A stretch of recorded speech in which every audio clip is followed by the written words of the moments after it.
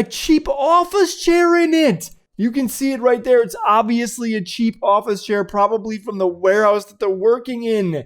What is up, my busy brothers and sisters? This is Too Busy Didn't Know, the weekly podcast where I bring you the best startup, technology, science, and business news. Wrap it up into a little bow. You get 10 stories with me, Go Joe. This week, we're talking about things like China having fusion reactors. We're talking about clouds on Mars. And Amazon ZenBooths, in addition to an awesome video of a drone crashing into a volcano. Let's go get you caught up for this week so you can be the most interesting person around the water cooler. Let's get you caught up. Welcome again to my show. I am Go Joe, and I'm going to get all the begging out of the way in the beginning. Please subscribe to me. Please like this video. Please leave a comment. Helps me beat the YouTube algorithms. And if you like the show, share it with a friend. Or I don't know, help me promote it in some way, because building a channel when you are a nobody on the internet is fucking hard. Let me tell you guys, it's really hard. But let's jump right into the first story here. We've got a ZenBooth from Amazon, which doesn't sound interesting, but boy, Amazon, they're such dicks, dude. Let's jump into this right away. So here we are. You can see it on the side. It looks like a closet in the middle of a goddamn factory or a warehouse that says mindful practice room. This woman, this Amazon employee, decided that she thought it would be a good idea to create what amounts to a porta potty for Amazon workers to go sit in and meditate. We can see here explaining it. I'm going to just press play on this video. It's only 24 seconds long. With Amazon, I want to provide a place that's quiet, that people could go and focus on their mental health. The ZenBooth. With a computer that looks like it's from 1990? Like, could you update the computer? Maybe get like a MacBook in there? You're goddamn Amazon. Treat your employees with some respect. Not generally known for treating their employees with respect. So here we go. They can go in, they can navigate through a library of mental health and mindfulness practices. Recharge the internal battery. You can see here Amazon delivers. Amazon delivers. They do not deliver this. If they did, it'd be a totally different business. They might be in the sex work industry if they were delivering piss bottles. But Amazon drivers piss in bottles and shit in bags. Amazon drivers sued Amazon for being paid less than minimum wage and fought against an initiative to install surveillance cameras in their cars. Additionally, the guys who wrote the story over at Motherboard, or girls who wrote the story over at Motherboard, reached out to Amazon to find out when exactly it's okay for their overworked staff who are already on very tight schedules to use the Amazon booth. Is it during their notoriously short breaks where they have to be back a minute early? Or should they try to break off 5 minutes of their lunch to stare at another Amazon computer screen, complete from the 1990s computer screen over here? Amazon, what the hell? This woman even made this. Like, you made a goddamn porta potty that they can go sit in and meditate. Like, if you're gonna make this booth, I don't know if you guys noticed it, a cheap office chair in it. You can see it right there. It's obviously a cheap office chair, probably from the warehouse that they're working in. I can't believe that they thought this was a good idea. I know that you aren't treating your employees well and you thought that this was going to be helpful in some way, but this ain't it, Amazon. This ain't it at all. Give your employees better benefits, pay them more, and maybe allow them to take a goddamn break or two while they're on shift. Put a toilet in it so employees can at least shit in peace. Moving on to the next story. Going up to space for this next one, there's a company called Relativity Space that is now using 3D printing to print rockets. If this is a good idea or not, I have no idea. But rockets, notoriously hard to make. They have millions of parts. It requires hand labor to put it all together. It's very complicated, and a lot can go wrong. And this company, and this guy who, I'm not going to lie, it looks like he looks like he belongs on Big Bang Theory. That's all I'm going to say. He's here explaining that they're using 3D printing. You can see it here. This is a visual show. If you're watching on YouTube, you can see it. But if you're on Spotify, log on to YouTube and look up Too Busy Didn't Know to see this printing technology here. We just saw the rocket land. Skipping around in the video here. So you can see in the background now the 3D printing stuff. That actually looks like a CNC machine more than a 3D printer. But there's a... Come on. Dude, I hate that these CEOs are on TV giving interviews with goddamn AirPods in. Take out your AirPods. So you see here, you can see the 3D printing going on. The time lapse is pretty fast. It looks like just like an aluminum cylinder, almost like a silo being built up. But it looks like a 3D welding bot, not really a 3D printing bot. Very interesting. And this machine that they have right now looks more like a CNC machine. And you can tell because it's actually dumping water on it. And the reason for that is when they're carving something that's hard like stone with or steel with a CNC machine, the little bit that's actually drilling into it gets super hot, and so they have to put water on it to cool down the bit so it doesn't break, because if it heats up too much, it breaks. I'm sure that rockets in the future may actually use a lot of 3D printing components. If you can fully print a rocket with just 3D printing that is safe for people to be in, or safe for deliveries up to the space station, or payload delivery, I honestly don't know. I'm not an aerospace engineer. If you are an aerospace engineer, if you're my buddy Z who works over at Space Chain, shout out to Z at Space Chain, you can let us know what's happening with 3D printing and rockets. Speaking of 3D printing and feeling stuff, we're talking about holograms now. We all know what a hologram is. We saw one perform. His name was Tupac. He performed at, what was it, Lollapalooza or something? Or Coachella? I think it was Coachella. They are now making holograms that you can touch and feel. And pretty much what they're doing is using a little small bead that they're hovering. I guess they're levitating using speakers, so sound waves. They're levitating this bead and moving it around by playing inaudible sound, and then they're doing projection mapping on it, and so it looks like a hologram. And what's interesting about it though is because they're using sound and actual waves, there's a tactile element to it. As you start to move closer to it, you can feel like air coming onto your fingertips. And we can see here, I'm playing a video of the hologram. You can see like a little looping thing going on, and they increase the shutter speed, I think, of the projection mapping, and you can see it went from like a couple lines and then became a globe. And this is actually just one or two beads that are being levitated by these speakers here that you can see right now, ultrasound speakers. So ultrasound meaning frequencies that we can't hear as humans. So there's the bead or the light object being levitated in this speaker array. It's going to be moved around, and then they projection map on it. They explain the bead is held in the air by the speaker arrays, and the bead is able to move fast enough to generate persistence of vision, so they can create objects like an 8 using tactile feedback. So when you put your finger in the speaker array, you can feel it, and you can see here that they show like a little plastic thing being moved by the speakers. They can also generate audible sound while maintaining the speaker system. So it does a little countdown here, 3, 2, 1, 0, and then makes a smiley face. And we can see here it's capable of multi-point levitation as well. So as I mentioned, not just one bead, but several beads. And then they use the projection mapping here. And I think we're going to see like a butterfly. And then at the end of this video is pretty cool. They have this like red butterfly being suspended in their speaker array, and somebody moves forward to it, and then out of nowhere they like air blast the bead into his hand. So it looks like the butterfly morphs into a little small bead that then landed in this person's hand. And there you go. It's interesting. I don't know the commercial viability of something like this. Like, I don't know if somebody's going to buy this for their home or how they can actually use it. In my opinion, the commercial viability of this would be for entertainment purposes. Something like Disneyland or an amusement park where you could make a tactile feedback, science center, something like that. But giving it to a consumer, I'm not sure we'd be able to find a use for it. Like, it's cool, but I don't know if I really want in my home like a projected butterfly that somebody could, like a kid can come in and eat the bead and then choke on it and die. Like, it just doesn't seem very viable for normal consumers. So yeah, holograms coming around.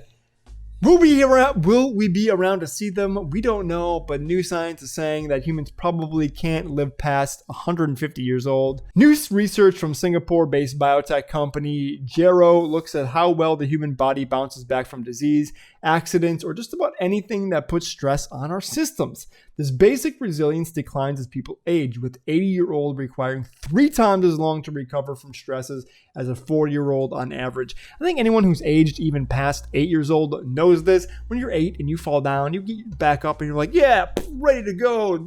No big deal. Get that dust off me. Let's play baseball. But when you are a 30-year-old and you fall on the ground, it's a totally different story. You got a lot further to fall because you're taller, you weigh more, you fall, you hit the ground hard, and you're like, God damn, I need to chill here for just a second, just lay on the ground, pull a Peter Griffin and just hold my knee and go, for like 10 minutes, and then you finally get up, someone brings you some ice water, you feel a little bit better, and then it still takes like 4 weeks to fully have your just knee recover, and then another 6 months before your joints are finally like, yeah, we're good now. Plus in longevity studies, we've seen that the reason this happens is because cells lose their ability to split and to rewrite themselves easily. And there's a lot more mistakes as we get older in the rewriting process up from the cells. The telomeres get shorter. And that's why we age. So of course, this is what is going to happen. And of course, if we don't fix those problems, then we won't be able to live past 150. I think what this research or what the study is trying to tell us is that we can't naturally live past 150. If we do get the supplement support from science and from other things, then supporting our cells, then perhaps we can live past 150. But naturally, it seems like our body just breaks down. We're not able to recover. If you want to learn more about longevity and about telomeres and about cellular reproduction, you can look up a book called Lifespan from David Sinclair. I read it and learned a lot about how the cells divide and what happens as we age. More scary than aging, though, is, and I've talked about this on my show before, China using facial scanning technology could technically make a drone that hunts you down. If they wanted to kill just you, they could train a drone to look for your face, hunt you down, and then kill you from way far away using a shot or something else. Just a couple days ago, there was finally reporting on this incident that happened in March of 2020. A Kangaroo 2 quadcopter autonomously attacked a person during a conflict between the Libyan government forces and a breakaway military faction led by the Libyan National Army Khalifa Haftar, the Daily Star reported. The Turkish-built Kangaroo 2 is a deadly attack drone designed for asymmetric warfare and anti-terrorist operations, targeted one of the Haftar soldiers while he tried to retreat, according to the paper. The crazy part about this is that the drone was not told to target the soldier, and it decided to do it on its own, and it ended up killing this person. And in this video here, we can actually see this drone, a similar drone, the Kangaroo drone. It's an explosive payload. So what happens is that it comes down close to its target and then just explodes and hopes that the shrapnel kills the target, I believe. We can see here it's identifying the targets. Proximity fuse, so it dive bombs down super fast, and then it just blows up, and hopefully it shatters, then spreads the debris, as we can see here on the target. And we're going to see here what happened. So it penetrates this metal, and then these targets, you can see that they're marked and they're murdered. This is insane that a drone just decided on its own, I'm going to attack this person. It didn't use facial technology, but I mean, imagine if it did have facial tracking technology on it. This shit is what actually scares me, and this is where I think warfare is headed. Like, why actually wage real war, put soldiers out there in a ground war like we used to do in World War I and World War II, when you can just cyber attack and use drones to do your dirty work? You get a couple spots from Boston Dynamics, you make them explosive, you march them down the street into the enemy territory, they can take as many bullets as you throw at them, and they finally blow up and deliver their payload. Like, this shit is frightening. I don't know, man. And think that is, this is just not good. It's just really not good. There's nothing else to be said. And so if a drone doesn't find you first, what might happen is that in China, they just announced that a nuclear reactor has broken a world record. The artificial sun that they're trying to create, also called the Experimental Advanced Superconducting TAMAC, achieved plasma temperatures at 216 million degrees Fahrenheit or 120 million degrees Celsius for 101 seconds. That's almost 2 minutes. And 288 million degrees Fahrenheit, 160 million degrees Celsius for 20 seconds, reported the Chinese state-affiliated newspaper Global Times. Now, I don't know a lot about nuclear fission, but pretty much what they're trying to do is make an artificial sun that's just burning energy constantly that they can just harvest then, I believe. It's cheaper, it's more affordable, but for making something that is 216 million degrees Fahrenheit, like the sun is a huge thing that's just burning all the time. What is stopping it from just growing bigger and consuming more and more and just eclipsing the Earth? If something goes wrong here, I feel like this is asking for a massive disaster that is going to affect the world in a really, really bad way. I don't know, but if you're a nuclear fission or fusion scientist, let us know in the comments. How safe is this? Are we at risk of having the Earth just blow up and create another sun, be consumed by heat? Or is this a pretty safe thing and I'm just being alarmist? On another note, though, on a more happy note, NASA Curiosity rover has finally captured some amazing images of clouds on Mars. It honestly just looks like Arizona. It looks like a cloudy day on Arizona, but they captured clouds on Mars. We even have a GIF of the clouds here on Mars. They look, honestly, like everyone's freaking out about this and saying how amazing they look. They look like clouds on Earth. I've seen clouds like that before when I lived in Phoenix, Arizona. I'm not impressed. I think Mars can do better than this. The coolest ones I think that I saw are these pearly white mother of pearl clouds that the rover captured on the 5th.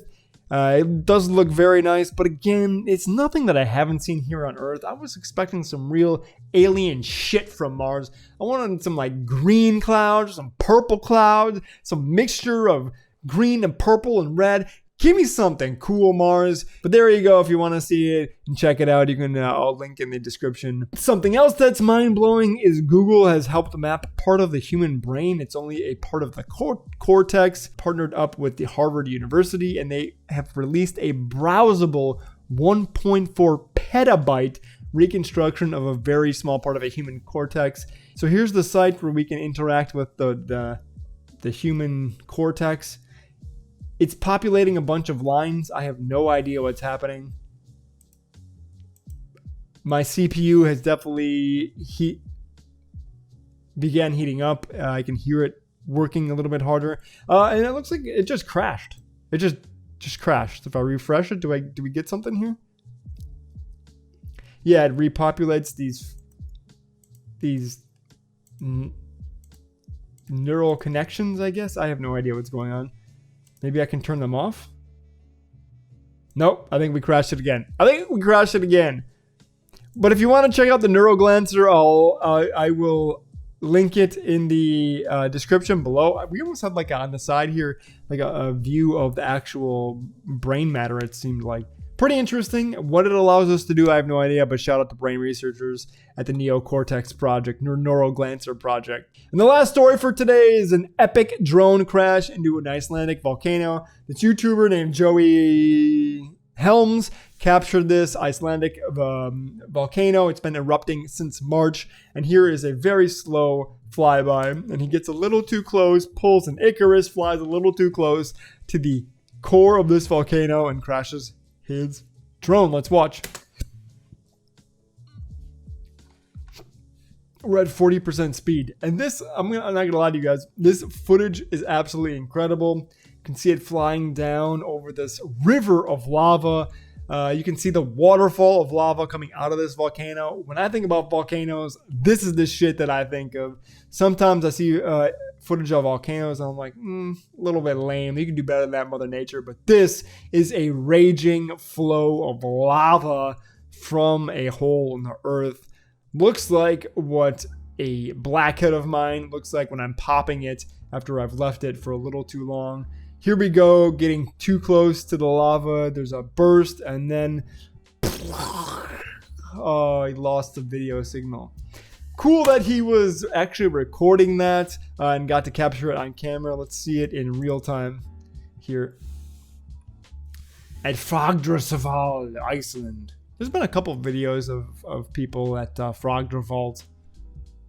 Sounds like something that Thor would fight or a place that Thor would visit. So here we are. This is more real-time flying. And look at this gorgeous black next to this like superheated lava. It's absolutely gorgeous.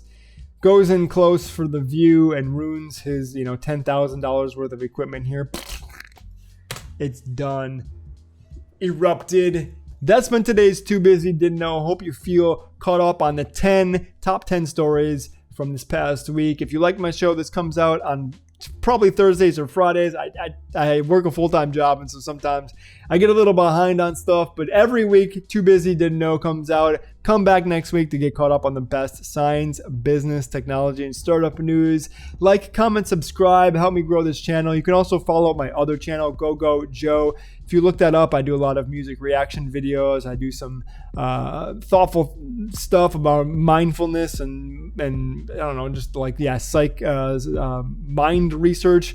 I do technology videos where I talk about tech like NFT, blockchain, and I break it down on a really consumable level, in my opinion. And then some other just fun stuff that I used to do. That's Go Joe. But thank you for checking out Too Busy Didn't Know. If you listen on the podcast, again, hit subscribe. And also check it out on YouTube, as this is a visual show. But until next time, I hope you learned something good, because you know it. I love you.